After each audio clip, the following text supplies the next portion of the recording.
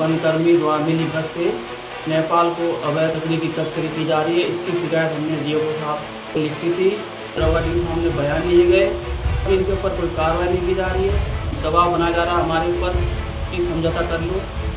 एक समझौता नहीं करना, मुझे कार्रवाई चाहिए। नेपाल बॉर्डर पे हमारे खटीमा वन क्षेत्र का आरक्षित वन है, जहाँ पर कुछ शिकायतें प्राप्त हुई थी कि कुछ पेड़ वहाँ पर कटे गए, फॉरेस्ट गार्ड को सस्पेंड किया गया है और उसमें जिम्मेदार है, इसकी जांच की जा रही है। उत्तराखंड के ऊधम सिंह नगर जिले के खटीमा वन रेंज से एक बेहद चौंकाने वाला मामला सामने आया है। यहाँ के लालकोठी नाखाताल बीट में हुए बड़े पैमाने पर अवैध पेड़ कटान ने वन विभाग के दावों की पोल खोल कर रख दी है। इस मामले में तब हड़कंप मच गया जब बीट कर्मचारी आनंद कुमार ने अपने ही उच्च अधिकारियों पर मिलीभगत के गंभीर आरोप लगाए। शिकायतकर्ता आनंद कुमार का कहना है कि उन्होंने जंगल में हो रहे लगातार अवैध कटान की जानकारी समय पर अपने सीनियर अधिकारियों को दी थी, लेकिन कार्रवाई करने के बजाय ईमानदारी का सिला उन्हें नौकरी से हटाकर दिया गया। आनंद कुमार की शिकायत के बाद डीएफओ हिमांशु बागड़ी ने एक जांच कमेटी गठित की, जिसने प्राथमिक जांच में 16 पेड़ों के अवैध कटान की पुष्टि कर दी है। द्वारा शिकायत डीएफओ साहब को शिकायत पत्र लिखा गया था कि नगाताल के वनकर्मी द्वारा मिलीभगत से नेपाल को अवैध लकड़ी की तस्करी की जा रही है। इसकी शिकायत हमने डीएफओ साहब को लिखी थी, जिसमें डीएफओ साहब के आदेश अनुसार कॉमिंग जांच की गई है। कॉमिंग जांच में सब कुछ सच्चाई पूरी पाई गई है जो शिकायत पत्र में लिखी गई थी, और इसके बावजूद हमको बुलाया गया खटीमा में, संजय सामने दरवाजे के सामने बयान लिए गए। इसके बाद भी इनके ऊपर कोई कार्रवाई नहीं की जा रही है और दबाव बनाया जा रहा है हमारे ऊपर कि समझौता कर लो।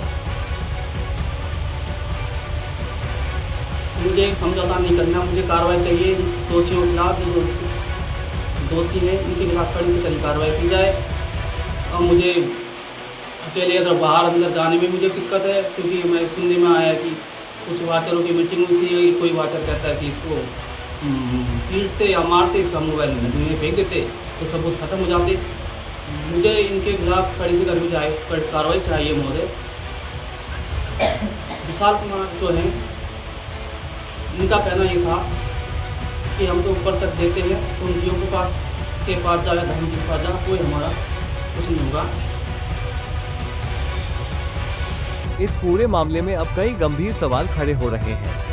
सूत्रों की माने तो अगर इस पूरे प्रकरण की जांच किसी बाहरी और स्वतंत्र एजेंसी से कराई जाए तो कटे हुए पेड़ों की संख्या 16 से कहीं ज्यादा निकलेगी। सवाल ये भी है कि क्या हर बार की तरह इस बार भी केवल छोटे कर्मचारियों को बलि का बकरा बनाकर मामले की खानापूर्ति कर दी जाएगी, या फिर इस सिंडिकेट में शामिल बड़े अधिकारियों पर भी चाबुक चलेगा। गौरतलब है कि कुछ दिन पहले ही किलपुरा रेंज में भी एक आरा मशीन पर अवैध लकड़ी चिरान का मामला पकड़ा गया था, जिसमें वन निगम के एक संदिग्ध ट्रक का आज तक कोई सुराग नहीं मिल पाया है। ऐसे में वन विभाग की कार्यप्रणाली लगातार संदेह के घेरे में है। वहीं दूसरी तरफ मामले की गंभीरता को देखते हुए डीएफओ हिमांशु बागड़ी ने तात्कालिक कार्रवाई करते हुए संबंधित फॉरेस्ट गार्ड को सस्पेंड कर दिया है और फॉरेस्टर को अटैच कर दिया है। क्योंकि नेपाल बॉर्डर पे हमारे खटीमा वन क्षेत्र का आरक्षित वन है, जहाँ पर कुछ शिकायतें प्राप्त हुई थी कि कुछ पेड़ वहाँ पर कटे गए, जिसकी सूचना जो संबंधित जो फील्ड के स्टाफ द्वारा रेंजर को और हमें नहीं दी गई थी। तो उसी के दृष्टिगत पेड़ कटने के बाद भी सूचना न देने के कारण से ऐसा लापरवाही उनके द्वारा की गई है। तो लापरवाही के दृष्टिगत कर्मचारी जो है वहाँ के फॉरेस्ट गार्ड को सस्पेंड किया गया है और जो फॉरेस्टर है वहाँ के उनको अटैच किया गया है, और साथ ही एलटीओ को उसकी जांच दी गई है चेक करने के लिए कि पूरा प्रकरण क्या हुआ है, कौन उसमें जिम्मेदार है, इसकी जांच की जा रही है। देखिए, अभी चूंकि मामले में जांच की जा रही है तो कुछ भी इस प्रकार के तथ्य खोलने से जांच प्रभावित हो सकती है। तो एक बार जांच कंप्लीट हो जाती है तो आपको पूरे उसके साथ कि कौन व्यक्ति से इन्वॉल्व थे, कहाँ माल गया है, उससे अपडेट कर दिया जाए। अब देखना ये होगा कि क्या वन विभाग इस बार केवल छोटे कर्मचारियों पर गाज गिराकर शांत बैठ जाता है, या फिर इस अवैध लकड़ी तस्करी के पूरे नेटवर्क को ध्वस्त किया जाएगा। सभी की नजरें अब विभाग की अंतिम जांच रिपोर्ट पर टिकी है। Extreme crystal news bureau.